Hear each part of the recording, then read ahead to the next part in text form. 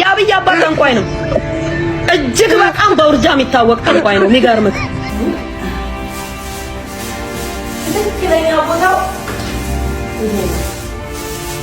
ቀለም ተቀብቶ በረከት ገበሬዋ ወይም ደግሞ በረከት ወርቁ የተባለችው እቺ ሴት በረከት ገበሬዋ መታሰር በዋሽንግተን ዲሲ የሚገኙት አምባሳደር ማብራሪያ ጠየቁም። ራሴ ሀይቅ ያለኝ ሰው ነኝ እንድታቁ። በረከት ወርቁ በቅጽል ስሟ በረከት ገበሬዋ ጠቅላይ ሚኒስትር አብይ አህመድ ስልጣን በቃኝ ቢሉ ምን ይውጠናል ባለች በሁለት ወር ጊዜ ውስጥ መንግስትን የሚጎዱት ተግባር ላይ ተገኝታለች በሚል መታሰሯ እየተነገረ ይገኛል። በረከት ገበሬዋ መታሰር በዋሽንግተን ዲሲ የሚገኙት አምባሳደር ማብራሪያ ጠየቁም። ከእኔ ዕድሜ ቀንሶ ለእርሳቸው ይስጥልኝ እስከ ማለት በደረሰ ንግግር ለጠቅላይ ሚኒስትር አብይ ያላትን ፍቅር ስትገልጽ የነበረችው በረከት በመንግስት መገናኛ ብዙሃን በኩል በግብርና ስራ ላይ ከፍተኛ ሀብቷን ፈሰስ እያደረገች መሆኗ ተገልጾ ስትመሰገን ቆይታለች። በረከት ገበሬዋ የታሰረችበት ምክንያት በመንግስትም ሆነ በእሷ ቤተሰቦች በኩል እስካሁን የተሰጠ ግልጽ ማብራሪያ አልተገኘም። በማህበራዊ ትስስር ገጾች ላይ ስለ እርሷ መረጃ ካጋሩ ሰዎች መካከል አንዳንዶች የታሰረችው በሙስና ተጠርጥራ ነው ሲሉም ተናግረዋል።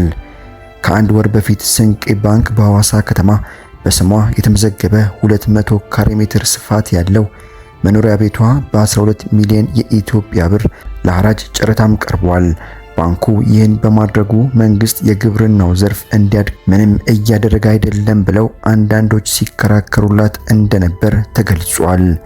ከቅርብ ጊዜ ወዲህ በመዲናዋ አዲስ አበባ የተለያዩ አካባቢዎች በረከት ገበሬዋ በሚል ስም አትክልትና ፍራፍሬ በቅናሽ ዋጋ የሚያከፋፍሉ ሱቆች በዝተው ነበር።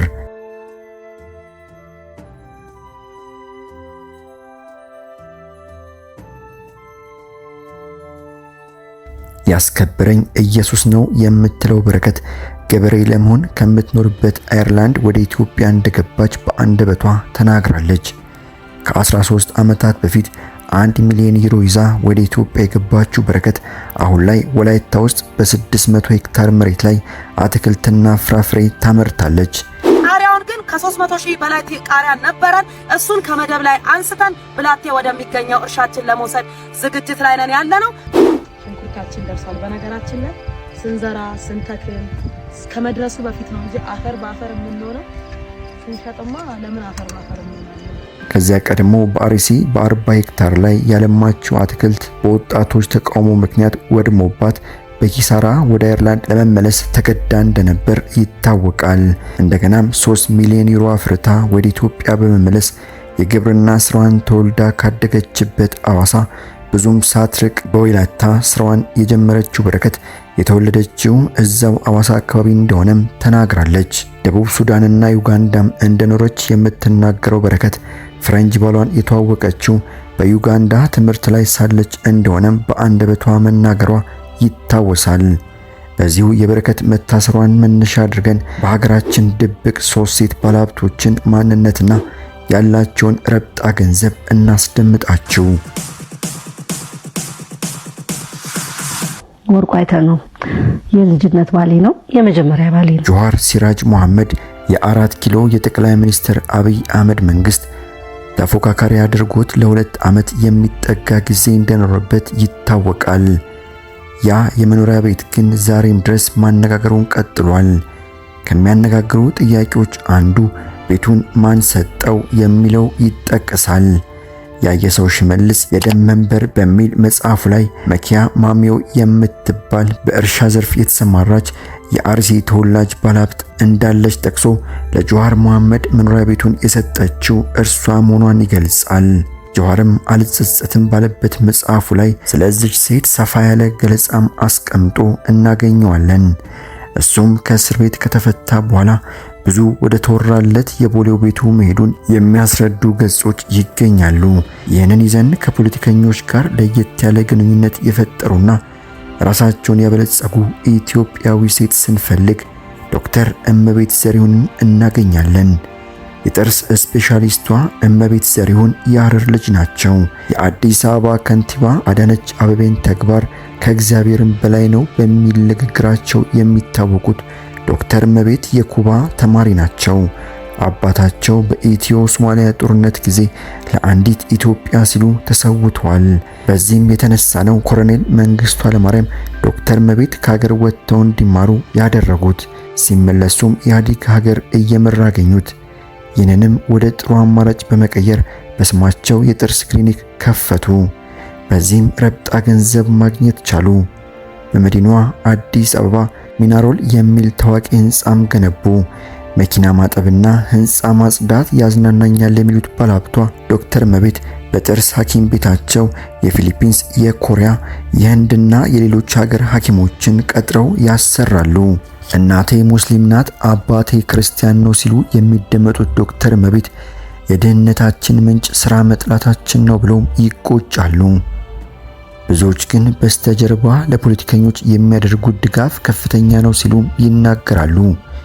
ወደ ሰሜን ኢትዮጵያ ስንመለከት ፈትለወርቅ ገብረ እግዚአብሔር ሞንጆሪኖን እናገኛለን። መርአያ ጽንዓት ህዝብ ትግራይ ነዚ ዘርአኹም ወናይ ቃልስ ወናን ልዑል ሞንጆሪኖን ሀብታም የሚያሰኟቸው የህወሓትን ቁልፍ የያዙ ሴት መሆናቸው እንደሆነም ይነገራል። በተጨማሪም ወንድማቸው ዳዊት ገብረ እግዚአብሔር መሰረታቸውን ዱባይ አድርገው ከመቀሌ እስከ አስመራ እየተመላለሱ የሚነግዱ ቢሊዮነር ናቸው። የዳዊት ገብረ እግዚአብሔር የንግድ መረብ ከአፍሪካ ቀንድ ላይ በፍጹም አያከስርም የሚባለው ጠመንጃ ነው።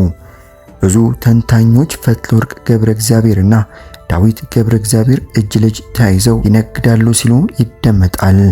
ሞንጆሪኖም ከመዲናዋ አዲስ አበባ ሸሽተው መቀሌ ከመግባታቸው በፊት የሀብት መንገድ ነው የሚባለው የንግድና ኢንዱስትሪ ሚኒስትር ሆነው አገልግለዋል። ኣብ አዲስ አበባ ዝነብር ትግራዋይ 11 ለካቲት ንምኽባር ዘርአዮ ንሒን ውፍይነትን መርአያ ጽንዓት ህዝብ ትግራይ ያን ጊዜ ከቀረጥ ነፃ የገቡ የፋብሪካ መለወጫዎች ለወንድማቸው ያስገቡላቸው እንደነበር አንድ የትግራይ ተወላጅ ገልጿል። ይህ ተወላጅ አክሎም የትኛውም የህወሓት ከፍተኛ አመራር ሀብቱን በዘመዶቹ እንጂ በስሙ አስመዝግቦ ስለማይገኝ ፈትለወርቅም በዚህ በኩል ቢታሙ አይደንቅም ሲል ተናግሯል። ከሞንጆሪኖ ጋር ሆነው በህወሓት ቤት የቀጠሉት ዓለም ገብረ ዋህድ በመቀሌ ከተማ በርካታ ፎቆችን በዘመዶቻቸው ስም ገንብተው እንደተገኙ ብርሃን ጸጋብ የኢህአዴግ የቁልቁለት ጉዞ በሚል ጽሑፍ ላይ አስፍሯል። በዚህ መመዘኛ ተንደርድረው ሞንጆሪኖ በኢትዮጵያ ካሉ ልጥጥ ሀብታም ሴት ፖለቲከኞች አንዷ ናቸው የሚሉ መረጃዎች እየወጡ ይገኛሉ። ፖለቲካና ሀብት ተገናኝተው ለውዝግብ የዳረጓቸው ኢትዮጵያዊ ሴት ልጥጥ መካከል ዋናዋን ሴት እናስደምጣቸው።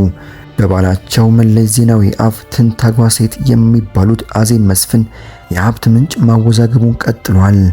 በዚህ ሰሞን ጋዜጠኛ አርአያ ተስፋ ማርያም አዜብ መስፍን የሚዘንጡበት ሀብት የኢፈርት ሀብት ነው ሲል ተናግሯል። ነገር ግን አዜብ መስፍን ለዚህ ሀብት ማማ ያበቃቸው የግል ጥረታቸው መሆኑን ያገኘነው መረጃ ያስረዳል። ውድ አድማጭና ተመልካቾቻችን ለዛሬ የያዝንላችሁ መረጃ ይህን ይመስል ነበር። በቀጣይ በሌሎች መረጃዎች እስክንገናኝ ቸር ያቆየን።